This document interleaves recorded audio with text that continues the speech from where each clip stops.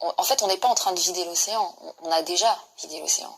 Là, on est en train de vider tout ce qui reste. En fait, le problème, c'est qu'on se rend pas compte de l'ampleur des dégâts qu'on a déjà causés parce qu'on n'a pas de mémoire.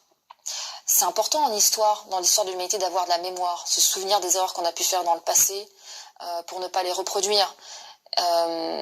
Quand on lit les écrits historiques et qu'on voit que dans la Seine, à Paris, il y avait des saumons, il y avait des marsouins, quand on voit que sur la façade atlantique française, les bateaux devaient s'arrêter pendant des jours pour laisser passer les baleines, et qu'on voit qu'aujourd'hui, quand il y a une baleine qui arrive près d'une ville, c'est dans la presse locale, comme un événement incroyable, on se rend compte à quel point on a déjà tout détruit.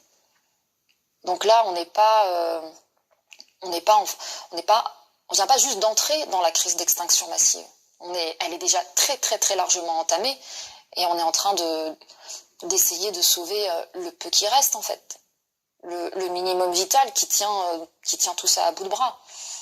Donc ça c'est important d'en avoir conscience aussi, de l'ampleur des dégâts dont on est capable, de ce qu'on a déjà commis, et, et du fait que ce qu'on essaye de sauver aujourd'hui, c'est une partie infinitésimale de ce qu'était l'océan.